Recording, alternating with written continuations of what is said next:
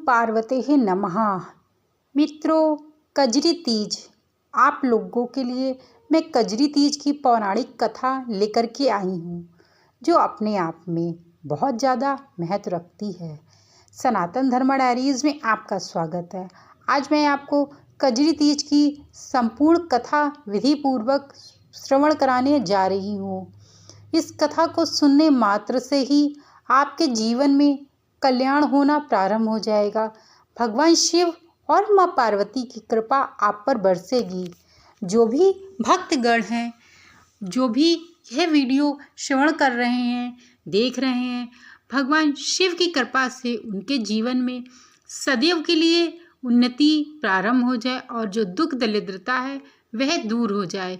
उनके जीवन में भगवान शिव और माँ पार्वती का आशीर्वाद सदैव के लिए बना रहे। आपको बता दें कि भगवान शिव की पूजा आराधना करने से सभी देवी देवता प्रसन्न होते हैं। यानी कि जो भी व्यक्ति भगवान शिव की कृपा पाना चाहता है तो भगवान शिव की आराधना करे, और सभी देवी देवताओं की कृपा पाना चाहता है तो भी वो भगवान शिव की पूजा आराधना करे, भगवान शिव और माँ पार्वती की पूजा आराधना करे। अब मैं आपको पौराणिक कथा के बारे में श्रवण कराऊंगी, जो अपने आप में बहुत ज़्यादा महत्वपूर्ण है, अपने आप में बहुत महत्व रखती है, जिसको सुनने मात्र से ही आपके जीवन में कल्याण होना प्रारंभ हो जाएगा। तो चलिए आपको मैं कजरी तीज की कथा श्रवण कराना प्रारंभ करती हूँ। बोलिए जय पार्वते ही नमः। जय हो पार्वती माँ की, जय हो शिव पार्वते नमः। कजरी तीज की व्रत कथा। कजरी तीज की पौराणिक व्रत कथा के अनुसार एक गांव में एक गरीब ब्राह्मण रहा करता था। वह भद्रपद महीने की कजरी तीज आई। ब्राह्मण ने तीज माता का व्रत रखा। ब्राह्मण से कहा आज मेरा तीज माता का व्रत है, कहीं से चने का सत्तू लेकर आओ। ब्राह्मण बोला सत्तू कहाँ से लाऊं? तो ब्राह्मणी ने कहा कि चाहे चोरी करो चाहे डाका डालो, लेकिन मेरे लिए सत्तू लेकर के आप आओ। रात का समय था। ब्राह्मण घर से बाहर निकला और साहूकार की दुकान में घुस गया।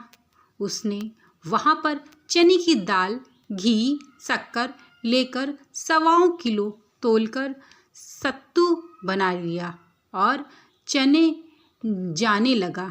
आवाज़ सुनकर दुकान के नौकर जाग गए और चोर चोर चिल्लाने लगे। साहूकार आया और ब्राह्मण को पकड़ लिया। ब्राह्मण बोला मैं चोर नहीं हूँ, मैं एक गरीब ब्राह्मण हूँ। मेरी पत्नी का आज तीज माता का व्रत है, इसीलिए मैं सिर्फ 1.25 किलो का सत्तू बनाकर ले जा रहा हूँ। साहूकार ने उसकी तलाशी ली। उसके पास सत्तू के अलावा कुछ भी नहीं निकला। चांद निकल आया था। ब्राह्मणी इंतजार कर रही थी कि कब मेरे पतिदेव यानी कि ब्राह्मण जी कजरी तीज के लिए सत्तू का सामान लेकर के आएंगे। बहुत इंतजार करने के बाद साहूकार ने कहा कि आज से तुम्हारी पत्नी को मैं अपनी धर्म बहन मनाऊंगा। उसने ब्राह्मण को सत्तू, गहने, रुपए, मेहंदी, लच्छे और बहुत सारा धन देकर ठाठ से विदा किया। सब ने मिलकर कजरी माता की पूजा की। जिस तरह ब्राह्मण के दिन फिरे वैसे ही सबके दिन फिरे कजरी माता की व्रत करने से।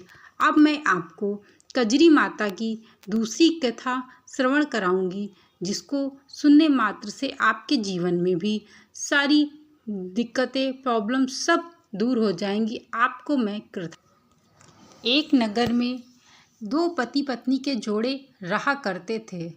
वह दोनों बहुत गरीब थे। सावन के महीने में जब उसकी पत्नी को पता चला कि कजरी तीज का व्रत करने से उसके जीवन से सभी दरिद्रता दूर हो जाएगी, तो जो गरीब की पत्नी थी उसने सोचा कि मैं इस बार कजरी तीज का व्रत ज़रूर करूँगी, जिससे हमारे जीवन में जो भी दरिद्रता फैली पड़ी है वह दूर हो जाए। तब उन्होंने कजरी तीज का व्रत रखने का निर्णय किया और जिस दिन कजरी तीज आई उसी दिन नहा धो के साफ सुथरे प्रातःकाल में वस्त्र पहन के भगवान शिव की और माँ पार्वती की पूजा आराधना की और अपने पति से कहा कि तुम जाकर के कहीं से भी सत्तू लेकर के आना आज। पति गरीब था, उसने बहुत जगह काम ढूंढने की कोशिश की परंतु उसे कहीं काम नहीं मिला। यहाँ तक कि उसने भीख भी मांगने का प्रयास किया, वो भी नहीं मिला। इस कारण से वह जो व्यक्ति था वह बहुत दुखी हो गया कि आज मेरी पत्नी ने तीज का व्रत रखा है, कजरी तीज का व्रत रखा है, अब मैं यह उसके लिए सत्तू कहाँ से लेकर के आऊँ। तब बहुत परेशान होने लगा। वह बैठ के एक पेड़ के नीचे सोच रहा था। तभी एक साधु के रूप में एक ब्राह्मण आए और उससे बोले कि हे वत्स, हे बालक, तुम इस सुनसान जगह पे अकेले क्यों बैठे हो।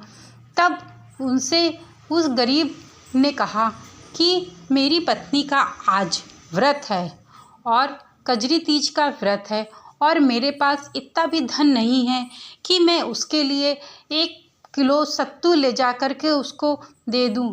मेरी पत्नी ने मुझसे बहुत आग्रह करके कहा था कि आज कहीं से भी तुम सत्तू लेकर के ज़रूर आना, लेकिन मेरे पास इतना भी धन अर्जित हो ही नहीं पाया कि मैं अपनी पत्नी के लिए सत्तू लेकर के जाऊं। तब ब्राह्मण बोला कि तुम इतने गरीब हो तो तुम्हारी पत्नी को कजरी माता का व्रत करने की क्या आवश्यकता थी।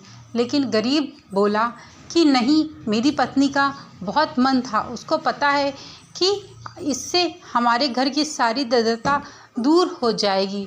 तब ब्राह्मण ने उसके पास सत्तू था, 1.25 किलो के आसपास उस ब्राह्मण के पास सत्तू था। उसने उस गरीब को सत्तू दे दिया और कहा कि यह जाकर के अपनी पत्नी को दे देना और उससे कहना कि इस सत्तू से तुम्हारे घर की जो गरीबी है, दरिद्रता है, वह सब दूर होना प्रारंभ हो जाएगी। परंतु जब अर्घ देना तब उस समय इन सत्तू का प्रयोग अर्घ देने में भी करना। तो इतना सुन कर के वह जो गरीब व्यक्ति होता है वह अपने घर जाता है। जाने के बाद अपनी पत्नी को सत्तू देता है और कहता है कि जब तुम अर्घ देना तो इस सत्तू को उस अर्घ में डाल देना। तब इतना सुन कर के वह पत्नी, रात्रि का समय होता है जब भगवान को अर्घ देती है, तो अर्घ अपना देने के बाद भोजन आदि करती है, उसी सत्तू से भोजन करती है। इसके बाद उसके घर की वह देखती है जो सत्तू था उसी से वह सत्तू बढ़ता चला जा रहा था, वो कभी ख़त्म ही नहीं होता था। उसके घर से गरीबी धीरे धीरे दूर होने लगी। उन्हीं सत्तू से वह जो गरीब व्यक्ति था वह सत्तू का व्यापार करने लगा। फिर धीरे धीरे उसके घर से गरीबी दूर हो गई। फिर उसी जंगल से वह ब्राह्मण गुजर रहा था और उस ब्राह्मण से फिर वही गरीब मिला जो कि आज एक साहूकार बन चुका था। इतना कह के फिर ब्राह्मण उसके पास जाते हैं और साहूकार उनको प्रणाम करता है। ब्राह्मण को प्रणाम करने के बाद कहता है कि आपकी कृपा से मेरे जीवन में जो भी दरिद्रता थी सब दूर हो गई। तब भगवान शिव और माँ पार्वती साक्षात रूप में प्रकट हो जाते हैं और कहते हैं यह सब तुम्हारी पत्नी का किया धरा है, क्योंकि तुम्हारी पत्नी ने इतनी सच्ची भावना से व्रत रखा था तो उसका तो फल प्राप्त ही होना था। इस कारण से तुम्हारे जीवन में जो भी दरिद्रता थी वह तुम्हारी पत्नी के कारण से दूर हो गई है।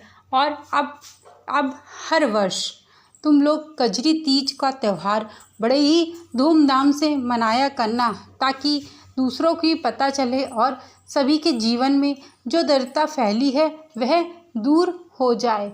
तथा अस्तु कह के माँ पार्वती और भगवान शिव वहाँ से चले जाते हैं। और तब हर वर्ष कजरी की तीज भाद्र पक्ष में जो मनाई जाती है, कृष्ण पक्ष में, वह कजरी की तीज हर वर्ष मनाई जाने लगी। मित्रों, मेरे द्वारा सुनाई गई, श्रवण कराई गई यह 2 कथा आप लोगों को अच्छी लगी हो तो चैनल को लाइक, शेयर, सब्सक्राइब करना मत भूलिएगा। Thank you so much video को वॉच करने के लिए।